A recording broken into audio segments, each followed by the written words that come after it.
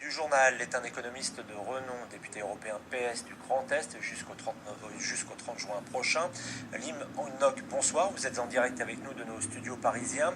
Vous êtes cofondateur du Club des socialistes affligés, dont le premier colloque se tient à Paris samedi, club dans lequel figurent des personnalités PS de la Marne notamment. Et clairement, vous annoncez la couleur, si je puis dire, vous dénoncez la politique de François Hollande, pire selon vous que celle de Sarkozy. Les mots sont forts, hein. La politique que mène François Hollande aujourd'hui marque une rupture par rapport à ce que proposait jusqu'alors le Parti socialiste. Et le gros problème, c'est que nous n'en avons jamais débattu dans aucune instance du parti. Et on nous impose aujourd'hui un virage à droite que ne comprennent pas nos électeurs et qui déroute nos militants. Et ça explique que beaucoup d'électeurs ne sont pas venus se déplacer pour les élections municipales et les élections européennes.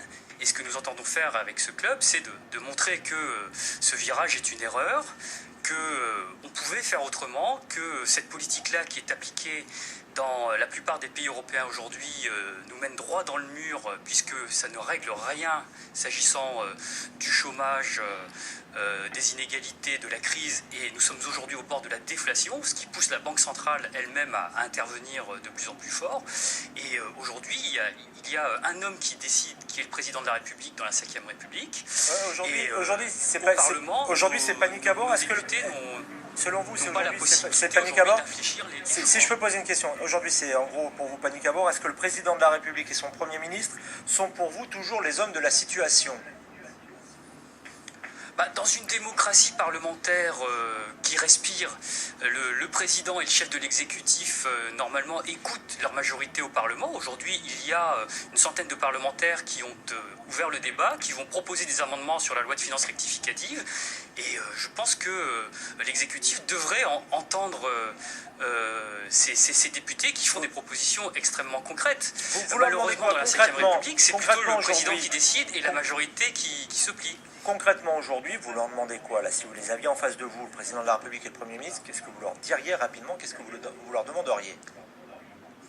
Je leur dirais qu'il faut changer de cap rapidement. Le gouvernement s'était dégagé 30 milliards de marge de manœuvre en renégociant le calendrier de réduction des déficits. Les 30 milliards ont été affectés sans contrepartie au profit des entreprises et ça sera financé par une baisse de 50 milliards des dépenses publiques.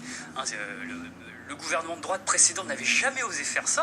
Rappelons que son bouclier fiscal, c'était que 600 millions et que sa revue générale des politiques publiques n'avait raboté les dépenses publiques que de 500 millions par an. Donc là, il s'agit d'une véritable révolution qui aura des conséquences énormes parce que ça risque de tuer l'activité économique quand vous coupez les dépenses publiques à ce niveau-là et quand vous allouez 30 milliards au taux de marge sans garantie que les entreprises vont investir, c'est du gaspillage d'argent public. Alors, votre mouvement, votre club et celui de l'appel des 100 parlementaires PS fragilise aujourd'hui le Parti socialiste, fragilise aujourd'hui François Hollande, associé à l'affaire Pygmalion à l'UMP, avec les remous que ça provoque, n'avez-vous pas peur de faire le jeu du Front National et de son slogan l'UMPS? Est-ce que ça, c'est pas un danger quand on voit le score du Front National il y a encore 3 semaines, un mois, lors des européennes?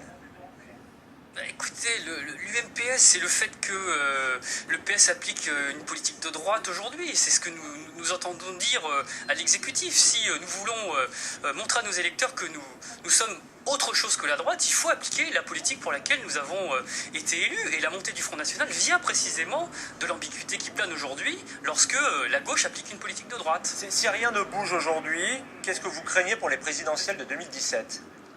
Ce que nous craignons, c'est que la gauche disparaisse carrément du deuxième tour de la présidentielle. Et c'est la raison pour laquelle nous essayons de rassembler tous ceux qui veulent encore se battre, parce que les gens arrêtent de faire de la politique un par un. Nos militants rendent leurs cartes et nous leur disons que si aujourd'hui la déroute se fait, eh bien, il va falloir rassembler nos forces et commencer à discuter avec nos partenaires naturels qui sont le Front de gauche et les Verts pour que par la suite la gauche continue d'exister. Très bien, merci Lim Nok, merci d'avoir accepté notre invitation. Vous étiez en direct de nos studios de Paris, vous êtes député PS sortant et vous avez créé le club des affligés des socialistes.